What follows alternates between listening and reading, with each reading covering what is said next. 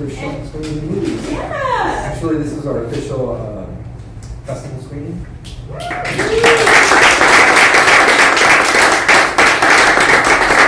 have a couple questions for you. So answers. Blurs the line between witness and accomplice in the interrogation room. How did you build the tension and manage to continue the study? Well, this is based on the famous play from Tom Tulport. So I was just adapting the play from the theater play. And my friend Byron he's not here, he's the one who produced it, and he played, ironically, the same character as Byron. But he's not Byron. He's not Byron, which posed a lot of confusion during when we were filming. It's like, wait, so you're Byron and Byron? It's like, chicken or the egg? Yeah, chicken or the egg. But he approached me because he wanted to do this as a theater play, but he wanted to do it, he wanted to adapt it into a short film. And he approached me because we did Clinically Unimpressed, and it's like, would you be interested? Like, well, yeah, send it to me. And I read it. I'm like, well, I mean, I like True Detective. I like those gritty cop genre stuff. And it took place in the 70s. I'm like, yeah, fuck it, let's do it, you know? And so in December, I adapted. Actually, had to transcribe it from the play on Final Draft to see how long the play itself would be, like on the script. It was like 35 pages. I'm like, that's too long for a short film. So I had to start, when you're editing stuff, like I heard this old saying, like it's kind of like a house of cards. You start taking the cards out until the foundation starts to fall, and when it falls, that's when you leave those deck of cards there. And that's what I was doing when I was adapting the script. So I just try to stay as faithful to the script as possible. And my number one thing was just like, just the blocking of it, and also keeping it interesting because it just takes place in one room. I didn't want to feel like stale, you know, just them just talking heads. I'm like, I wanted the characters, the actors to walk around, to do the blocking and to provoke each other. And that was very challenging. But I had a great cast, you know. Gary, get up here. Yeah. Kind of already answered. Yeah. It was just like trying to make it as lively as possible in one setting. It was colored beautifully. Oh, thank really you. Cool. I really liked the set design. Yeah. That was done with the blinds, I guess. Yes, and you know, it's funny because like the windows, they were just plain windows, but as I was developing the story, I love Batman the animated series, and I was very inspired by the Art Deco of it, and so I got a lot of illustrations, a lot of still photos from it, and I gave it to my production designer, and I said, like, this is what I like to have, like some features of it on the windows, because when we were there on the set, I'm like, where are we going to place the actors? How is it going to play out? I was like, well, it would be great to have the suspect against the wall and the two cops on the window, because that's freedom, you know. So we'll be seeing the windows all the time. So I wanted to give those windows some character, some features to it. So, really cool. Yeah. And you directed and edited this. Yeah, and colored it. And colored it. Yeah, I watched a lot of YouTube videos. Hey, Non-stop. YouTube Academy. Yeah. If you haven't done it yet, Yeah. I highly recommend. Yeah. How many features or shorts have you directed now officially? I would say officially like 3. One from film school in 2004, and then actually I directed some other ones, but they weren't as professional looking as this one. But I get show. What's that? Well, the puppet show. I do a Billy and Powell's thing on TikTok. It's about like this ventriloquist puppet, and I have my camera. I was that's how I learned how to edit, was doing this puppet thing called Billy and Powell's, and I was doing like little skits, trying to figure out how to use DaVinci Resolve, how to color it, how to color grade it, and all that. The best free app. Exactly, and and I'm like, well, how can I learn how to do this? I'm like, well, I have a puppet. I have a ventriloquist puppet, and I kind of like do like some, I would say like Sesame Street, but he's kind of like a raunchy type of character, kind of like Bender from Futurama mixed with a little Stewie. Drop the TikTok. Yeah. And that's how I learned how to edit and color design and all that stuff, and it was just it was fun, man. Like I as soon as we were done filming, I started editing, importing, and making sure that everything was there. And I mean, like when we were filming it, I I had this idea of filming it like outside the street, and then we pull back, and then we see the whole room, and then we're doing the whole titles. But I love this digital age because we didn't have to wait for film processing or anything like that. So I just had my SD card and I started editing right away as we were shooting. And I'm like, dude, this beginning sequence doesn't fit. I'm like, it doesn't. I had to admit to myself that my original idea didn't work. So my production designer, he developed this whole elaborate, interrogation lineup thing, that the lines connecting with everything. I'm like, well, he did this whole elaborate thing. We should shoot that, and then I'll just dissolve cuts back and forth. I'm like, that'll be more cinematic than my original idea. So it's when you direct something, you have to admit to yourself when it doesn't work, and you just have to switch. And that's what we did. You had that very intense scene at the beginning of the assault. Mm-hmm. How was shooting that? What part was when they were? I guess when Cassie's also here. Oh, Cassie, get up here! My ass beat? You want to hear? Come over here.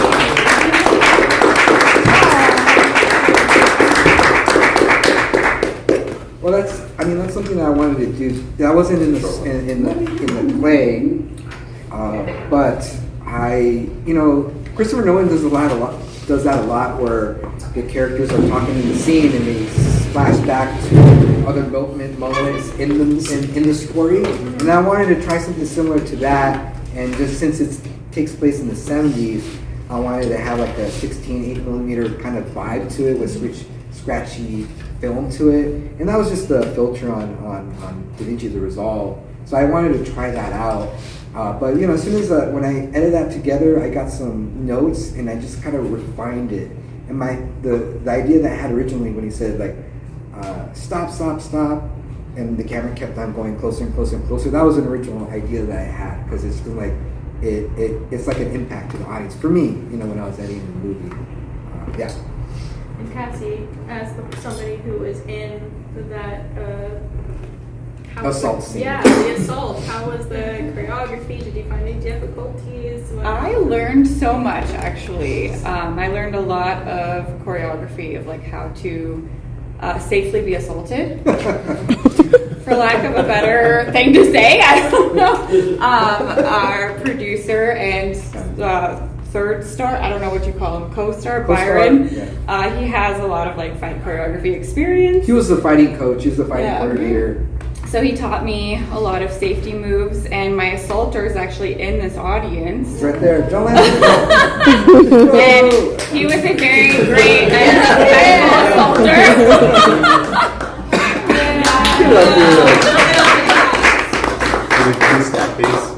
Yeah. You can see it assaulted. Yeah. Oh. And it was actually great. We had a great system up there. Oh gosh. Don't let me do it. You could just put that one down. This is the last time we saw John alive. It's karma, man. I know. Don't want to got do my any comeuppance. stunts here. Yeah, but it was great. Byron kind of taught us both how to trick the angles so it looked like I was hitting him, it looked like he was hitting me, but we weren't really, and it was a lot of space between yeah. So it was really interesting. I learned a lot. It was great.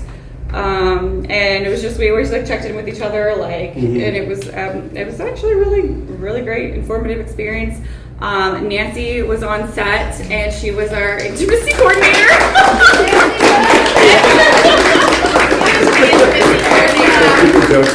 Yeah. Nancy, get up here. Yeah. Get up here, And it was great. I learned a lot. Yeah. And Garrett. Yes. Lead in the film. What was your any difficulties? Tell us more. I think the largest difficulty was I guess having more fun than what we were really doing. I feel like I would go off the rails, so having to get reeled back in a lot of the time. So in between takes, you had to come back to the character and the story and whatnot. So the hardest thing was like stopping having fun in between. Like I know at one point, me and Byron, the suspect, were playing patty cake. Yeah. Because they were like resetting up shot, and we like were just like, yeah, you have like 5 minutes, and then like 20 minutes later, we were playing patty cake for like 15 minutes and didn't realize that we were about to start shooting, which I think ended up getting used in it. And the footage, like behind the scene footage. Yeah. So I guess trying to like make, I don't know, the most difficult part was taking it serious for like the subject matter being serious. But it was a lot of fun. Oh, good. Late nights. Yeah. Because it was a late night shoot, and somebody likes to be at bed at 10 o'clock. It's like, oh man, late night. I don't want to drag this on too long. So come on, guys, we got to do it. We got to do it. Here he is, fucking around. Yeah. You guys are playing Yeah. cake. Yeah. So yeah, that was probably the most difficult thing. Do you accents a lot? No, so I realized a little late in the game we had decided to do the accents we did, and then by like the final night we all kind of went, wow, we're not doing New York accents, are we? And and we were just like, yeah, we just decided to not talk about it completely, and we're like, yeah, we're all doing the same accent, we're all good, and then realized like, oh, we're in the wrong part of the East Coast. On the Hudson, on the east side. Yeah, we're there, but like, you know, Hudson's a little bit higher than Boston, so. That's not where you're from. What? Yeah. You're from Boston. From Boston, just got transferred, just you know, from moved doing there. this a couple Yeah. times and all that. But I'm actually a little sick right now, so my voice is probably not the way I normally accent's sound. not So there this right isn't an now. accent. But yeah, I guess I accent every now and again. I love it. Yeah. How long did it take to shoot the whole thing? Well, it was total. It was one day of setting up the set design and lighting, pre-lighting, and then it was 4 days. It was 3 days with the overnight, and then the other day of shooting the sulk scene, which was at my mom's house. Yeah. And Oh, yeah. bless You took over that Yeah. I house. wore her dress. Yeah, I wore her yeah. dress. You know, she's Homage! she was on to the 70s style, Yeah. you know. So she still has those dresses. Oh my, you still don't throw these out, Mom? Oh my, no, I still have them. Like, so I give it to Cassie, and she fit perfectly. I'm like, this is perfect. Let's shoot. So yeah, it worked out, you know. I asked her if she had that, you know. I gave her some stills. I'm like, do you have this in your wardrobe? Like, it's funny that you think I have this wardrobe. Like, I gotta ask. Amazing. Any questions in the audience? I thought just like the on-screen chemistry was awesome. I mean, the acting was amazing, but like the chemistry was awesome, and having it be so like physical, and you guys were so close, and not, you know, seeing any awkwardness. Did you guys rehearse a lot? Did you already know your co-star? Like, how did you guys get there? We rehearsed twice and did 2 Zoom readings. And then when we were on set, we did a lot of like final blocking in before the day would begin. But I think the on-screen chemistry came from like, I don't know, us playing patty cake in between takes and Okay. like hanging out instead of like, let's all be as serious as possible. So if that read well, then great. I think we just really tried to spend 4 nights, 4 nights together and have as much fun as possible. Was any of that improv? Yes. Yeah, I am a little guilty of that. Probably But too I often. gave you permission though. No, of course. Yeah. I just I'm mean like I think my continuity errors are because of my improving and all of that. So beware of that, or remember what you say. So, like I think at one point I was improving with a cigarette, and then I was drinking coffee, yeah. and I didn't even think about it. So whoops. I didn't even notice it. Oh, I did. Oh. Yeah, I notice a lot of times, but you know what's it works because it's about like your perception of reality, right? Yeah. Yeah, right. Huh? Yeah, what's real? But yeah, like I like to give my actors free range to interpret the role, because like sometimes in my experience when I direct, when they're too bogged down with the lines, it just seems too wooden for me. So I'm like, as long as the essence of the words are there and the beats are there and what the scene is about is there, you could ad-lib it as long as you keep on doing the same thing over and over again. When I yell cut, when I yell action again, I hope the guy you say the same thing over again and hold the cigarette, not a cut. But that's part of it. But to me, that's my directing style. But there are moments in script I guess my pieces was like where I would like to tell the actors that you guys have to read this verbatim. Because that's what it is. But in other moments, I give them free range to interpret it, to say it in their own way, as long as the essence is still there. That's my style. Anyone else? What was your favorite part or favorite thing to film or favorite thing on set from the whole entire filming experience? Especially working with Christian as a director and then Byron, whole production and stuff working on. What was it that stood out from other films that you guys have worked on? You want to start? We'll go this way. Perpetrator?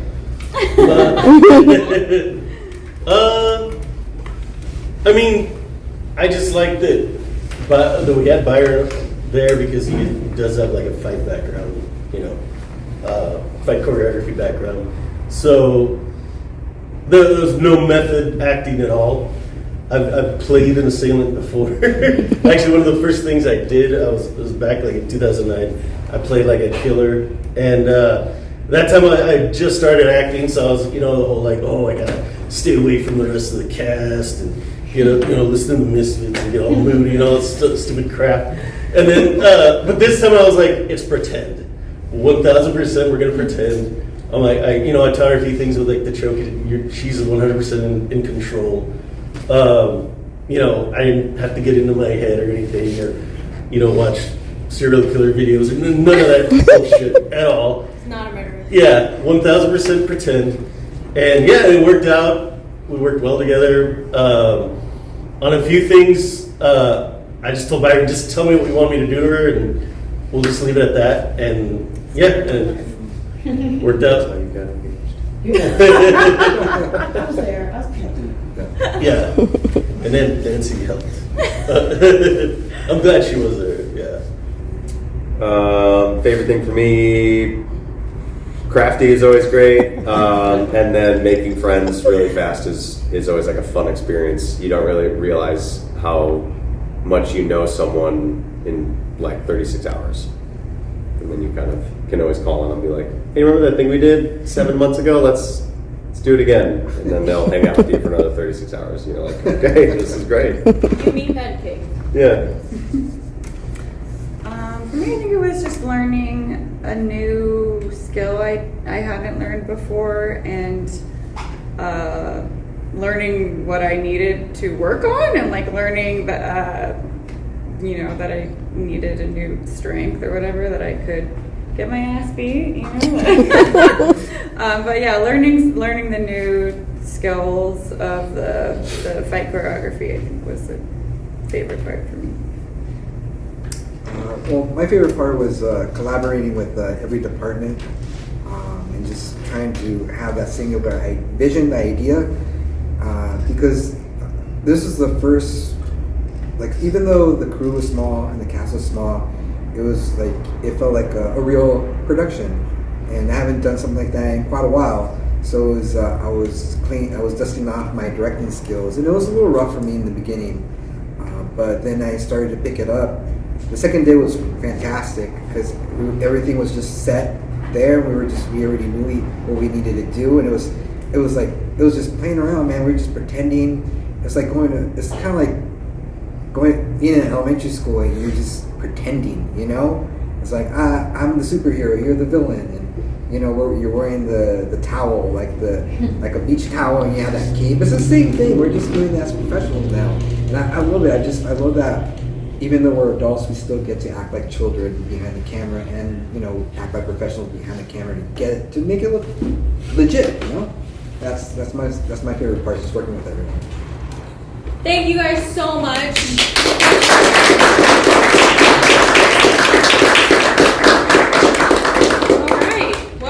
Thank you so much, guys. Thank you.